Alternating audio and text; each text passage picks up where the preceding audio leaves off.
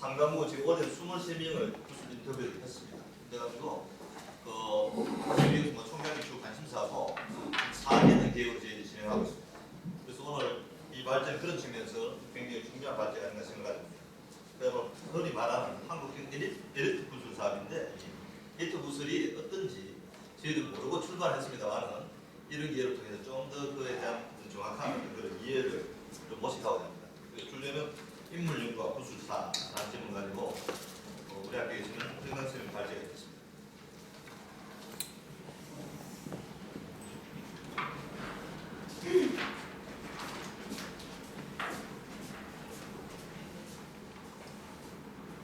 소개받은 사람들입니다. 부산대학교 와서 팁을 잡게 줘가지고 제가 그냥 다 들고 나왔습니다. 너무 좋아서 여기를 조금 낫긴 하네요. 앞에 어찌 보면 한국 기록학계를 이끌고 계신 명지대학교의 전문가생 두 분께서 워낙 발제를 잘해주셔가지고 제가 발표를 한 게 아니라 공부를 하고 온 것 같은 굉장히 많이 배우고 좋았습니다.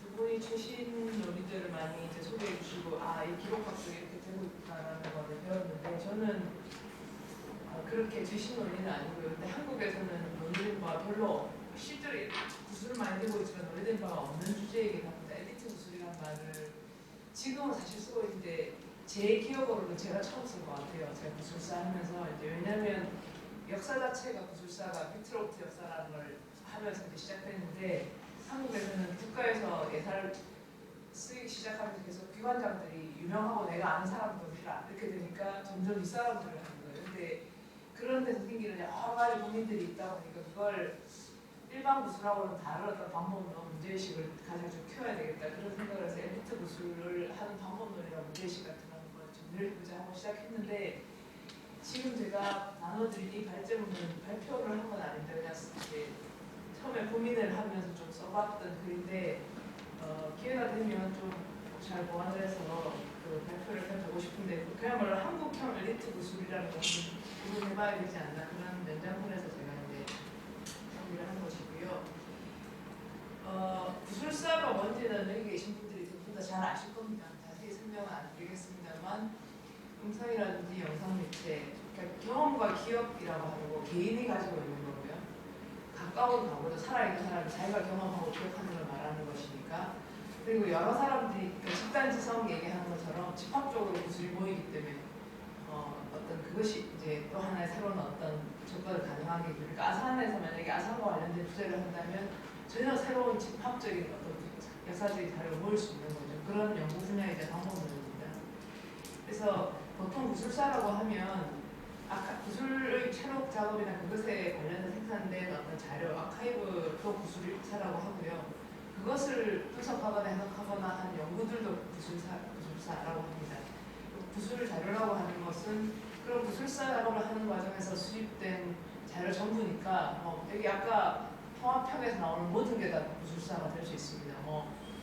그 인터뷰나 증언, 녹음 자료, 녹화 자료뿐만 아니라 녹취록, 그 다음에 각종 구술 최고의 경위에 대한 정보들, 개인이 기증한 거 또는 그런 과정 자체를 전략적으로 기록한 거 이런 것들도 다 이제 그 자료에 포함이 되기 때문에 형태, 내용, 범위라고 하는 게 굉장히 다양하다 말씀드릴 수 있겠습니다. 한국 같은 경우에는 구술사가 미국이나 이런 쪽 다른 서양에서 발달된 또는 이제 동남아시아하고는 많이 다른데 구술사라고 하는 게 굉장히 문화에 기반하고 있습니다. 그 사회가 어떤 사회인가에 따라 영향을 많이 받아요. 구술사가 어떤 식으로 발전하고 그러니까 결국 한국은 어떻게 되냐면 굉장히 권위주의적인 사회인 거죠. 지금 구술사가 엘리트 구술 쪽으로 마구 달려가고 있습니다. 근데 이제 구술사 작업은 크게 학문적인 구술사 프로젝트하고 실천적인 구술사 프로젝트로 구분을 하는데요. 한국에서는 일단 실천적인 구술사 운동으로서의 구술사가 시작된 거죠.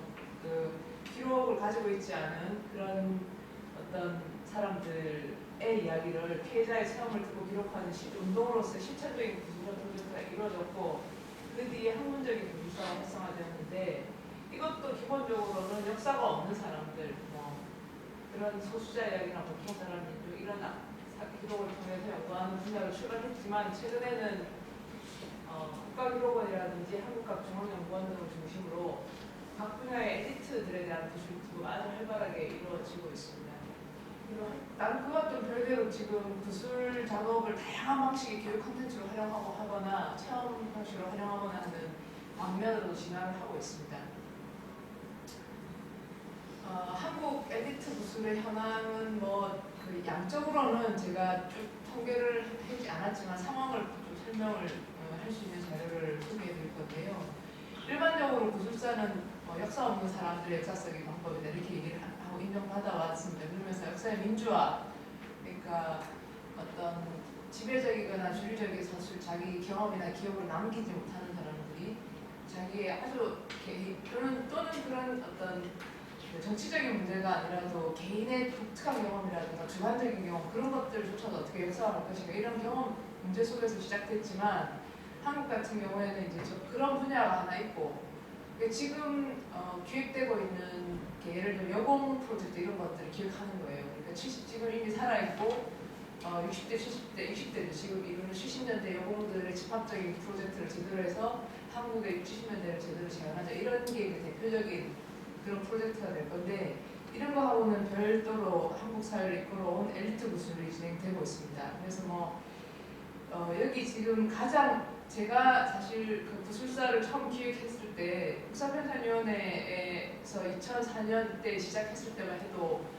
구술 아카이브를 이렇게 수집하는 데는 거의 처음이었어요. 그래서 제가 시작할 때 이제 구술 기획을 하고 막 아까 이경래 선생님께서 하셨던 무슨 수집 계획부터 시작해가지고 수집한 것들 어떻게 목록 기술을 해야 되는지 메타데이터를 어떻게 만들어야 되는지 그런 거에 다 해야만 됐었던 상황이었는데 비슷한 시기에 몇몇 기관에 출발했지만 아카이브를 그렇게 의도적으로 수집한 건 거의 처음이다시피 했는데 지금은 어마어마한 돈을 들여서 진행하고 있습니다. 제가 지금 현재 제일 많이 하고 있는 데가 한국과학중앙연구원 현대 한국 구술사 자료관인데 여기가 이제 그 구술 말하자면 아카이브 구술사 연구의 초기에 여러 가지 논의들이나 이런 걸 다 모아가지고 이걸 기획을 했어요. 그러니까 시작할 때부터 어떻게 수집하고 어떻게 관리하고 어떻게 활용할지를 다 계획해가지고 그러니까 처음 프로젝트가 출범할 때 아예 구술사 자료관 팀을 따로 만들었어요.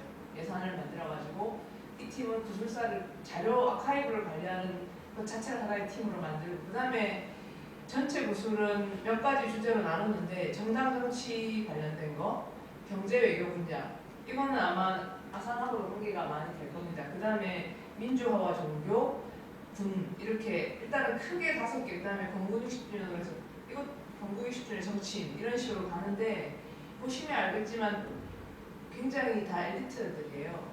그래서 이제 어떻게 보면 기술적이거나 프로젝트를 진행하거나 관리하는 차원에서는 지금 한 10년 사이에 여러 가지 논의들을 다 받아가지고 기획을 했지만 실제로는 구술의 정신이라는 면에서 보면 완전히 엘리트 구술 쪽으로 가고 있는데 이건 지금 10년 정도의 어떤 계획을 가지고 각 팀별로 몇 개 대학이 참여하고 있어요. 명지대도 지금 하고 있을 겁니다 아마.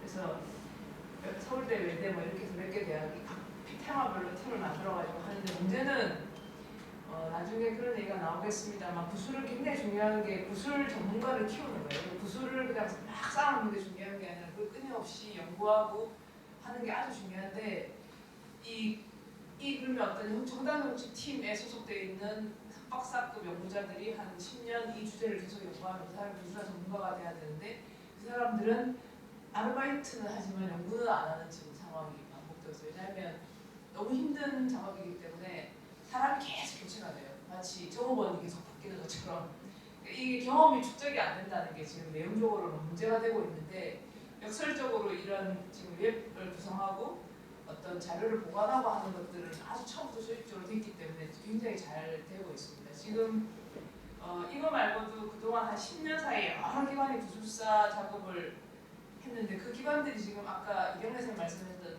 그 허브 네트워크 비슷하게 구술사 관련 기관 네트워크를 만들어서 운영하고 있어요. 그래서 이 팀들이 어떤 걸 하냐면 한국과학중앙연구원이나 국편이나 국가기록 이런 게 다 모여가지고 그 아날로그적으로 물리적으로 자료를 모으는 건 아니지만 디지털 공간에서 각자가 수집한 구술 자료를 하나로 통합하는 그런 걸 위한 지금 논의를 하고 있는 그런 상황입니다.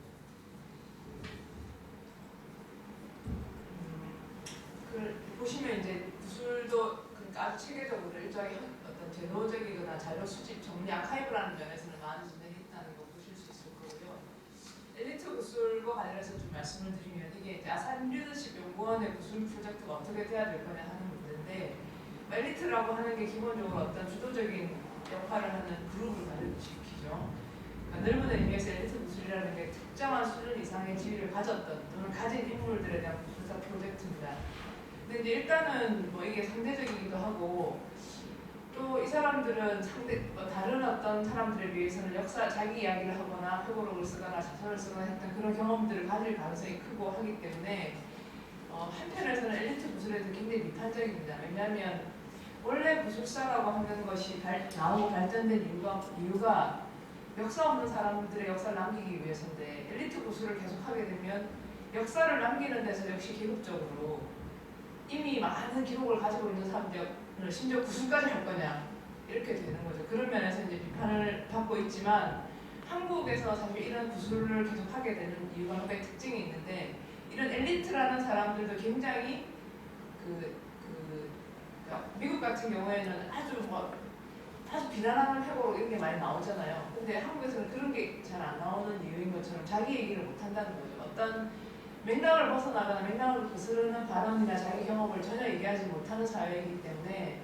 엘리트 구술이라고 하는 것이 가질 수 있는 한국적 어떤 가치라는 게 있다라고 얘기를 하지만 그러나 여전히 그렇게 되기 위해서는 주류적인 이야기와는 다른 얘기를 할 수 있는 정치적인 분위기 내지는 사회적인 어떤 분위기 이런 것들이 없었을 때 결국은 그 사람이 다른 매체라든지 다른 지면이라든지 다른 미디어를 통해서 했던 얘기들을 반복하게 될 가능성 그러니까 구술이라는 게 굉장히 힘이 많이 드는 일인데 그 많이 힘드는 일을 들여가지고 돈을 들여서 가가지고 회고록에 다 나와 있는 얘기를 듣고 들어와서 그걸 다시 막 이렇게 찍는다는 거는 구술사라는 측면에서 보면 굉장히 사회적인 소모인 거죠. 만약에 이제 언론사에 무슨 다큐멘터리 만드는 기자라면 화면을 따로라도 보겠지만 그렇게 쓰지 않는 걸 위해서 반복대로 어떤 이야기를 하기 위해서 엘리트 구술을 한다는 그런 면에서 굉장히 구술을 하는 사람이나 구술 자료를 그러니까 자료를 나중에 정리하는 데 참여하는 사람이나 그걸 이용하는 사람들한테도 이미 회고록에 다 나와 있는 내용밖에 없는데도 그 녹취록을 읽기 위해서 엄청난 시간을 들여야 된다면 다 사회적인 어떤 면에서는 소모적인 측면이 있거든요. 그래서 굉장히 엘리트 구술을 잘 하지 않으면 모든 참여하는 주체들이 힘들어지는 그런 면이 있다고 생각이 듭니다. 그리고 여기 나온 것처럼 주류적이고 지배적인 이야기 반복 아까 말씀드린 그래서 아주 치밀하고 준비를 잘해야 되기도 하고요. 구술 전문가여야 됩니다. 이거는 그냥 경험이 많다는 것뿐만 아니라 이런 엘리트들의 특징이 뭐냐면 자기 분야에 대해서 자기가 안다고 생각하기 때문에 통제하려고 하고 구술 상황을 그 다음에 실제로 구술 면담자가 구술자보다 많이 알 가능성이 별로 없어요. 그렇게 되면 완전히 농락당할 가능성이 있죠. 그러니까 그야말로 정치적으로 구술자에게 농락당하는 면담자가 될 위험성이 항상 있는 게 엘리트 구술이기 때문에 준비가 굉장히 어떤 수준으로 되어 있느냐 그리고 어떤 경험을 갖고 있는가에 따라 엘리트 구술은 그 내용이라는 게 달라질 수 있습니다.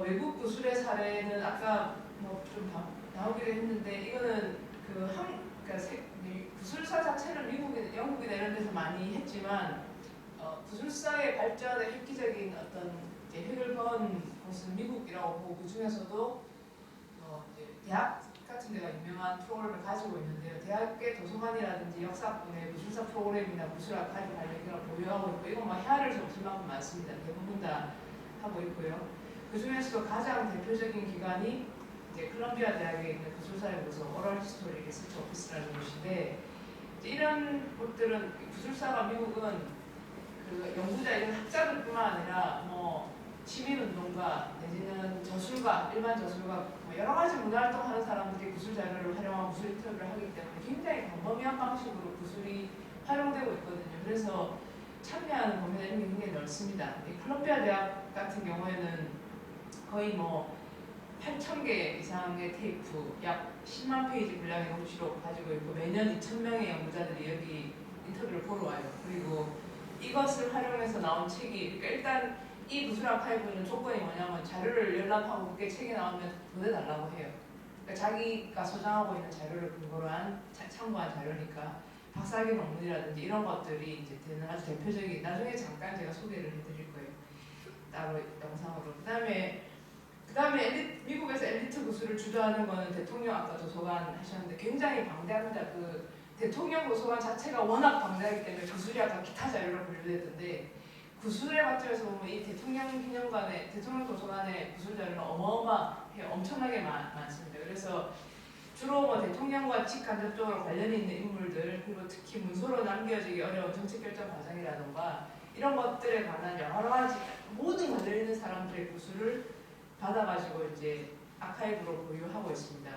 그 케네디 대통령 도서관은 아까 뭐 방대하고 그런 걸로 많이 알려져 있는데 저는 제가 그 미국의 이 구술사 때문에 몇 가지 기관을 방문할 기회가 있었는데 이제 그때 관심을 가지게 돼서 좀 조사를 해볼 기회가 있었습니다. 그래서 여기는 그 미국은 기업들이 굉장히 방대한 그 펀딩을 해서 구술 사업을 하게 만들어줍니다. 그러니까 예를 들면 제가 예를 많이 드는 것 중에 하나가 오랄 히스토리 리서치 오피스 같은 콜롬비아 대학은 9.11 테러가 일어난 일에 거기에 관련된 사람들, 뭐 가족을 잃은 사람, 거기에 가쁜 사람, 옆에서 본 사람 이런 사람 인터뷰를 록펠러 재단 돈 받아도 계속 하고 있어요. 그러니까 자기 문명의 어떤 기록을 하는 거죠.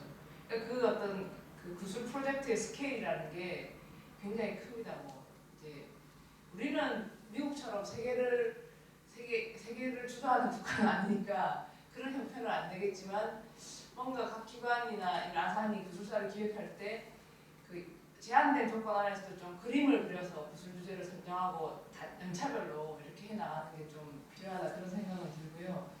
이거는 이제 콜롬비아 대학 구술사 프로그램을 모델로 삼아가지고 케네디 대통령과 관련된 사건 또는 사람에 대한 기억을 가지고 있는 사람들을 대상으로 인터뷰를 하고 자료를 수집, 보존, 이용하는 것이고요.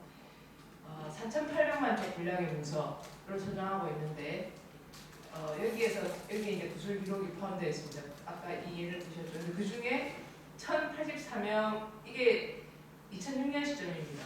40만 장 이상의 사진, 그러니까 1,000명이 넘는 사람의 인터뷰. 지금 아산이 24명 했으니까 1,000명 하시려면은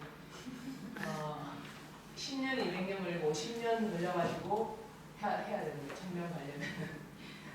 근데 이 사람들 구술만 하는 게 아니라 다른 것도 하는, 구술이 아까 기타 자료였죠. 그런 상황입니다. 그래서 뭐 그런 방대한 구술 인터뷰 자료, 40만 장 이상의 사진, 영상 필름, 이거는 이제 물론 대통령 출신이기 때문에 특수한 특징이 있습니다만 아산도 그런 면에서는 굉장히 유사성이 있다고 보여집니다. 오디오 기록, 뭐 카툰들, 멀티미디어 자료 이런 것들을 다 해서 이제 보관을 하고 있고요. 이거는 다 연구를 위해서나 여러 가지 방법으로 사전에 미리 제한을 둘 수 있거든요. 공개를. 그런 어떤 제한이 있는 경우가 아니면은 공개를 하고 있습니다. 구술사의 일반적인 유의사항이 있고 뭐 다 많습니다만 구술사를 할 때 여러 가지 필요한 방법에 대해서 많은 얘기를 합니다만 제가 지금 문서로 발표하는 내용은 다 이 원고에 들어있습니다. 기본적으로. 그 엘리트 구술에서 특별히 더 이제 심하게 생기는 문제가 있는 것 같다. 이런 것도 이제 정리를 좀 해봤는데 일단 결과 효과는 많이 생각하실 수 있는 거죠. 자기가 과거에 경험했거나 생각했거나 한 기억을 얘기하지만 그 얘기를 지금 현재 하고 있기 때문에 현재의 영향을 많이 받는 것 같아요. 그래서 김대중 대통령 때나 아니면 90년대 막 한참 민주운동 할 때는 박정희 대통령에 대해서 얘기할 때 그 시절 힘들었지 이렇게 얘기하다가 2012년에 그분 다시 인터뷰하면 그래도 우리가 그때는 참 신명나지 이렇게 할 가능성이 있다는 거죠. 그런 의미에서 이런 어떤 구술자가 구술을 하고 있는 현재 상황에 의해서 지금 현재 어떤 결과가 벌어지고 있는가가 그 사람에게 영향을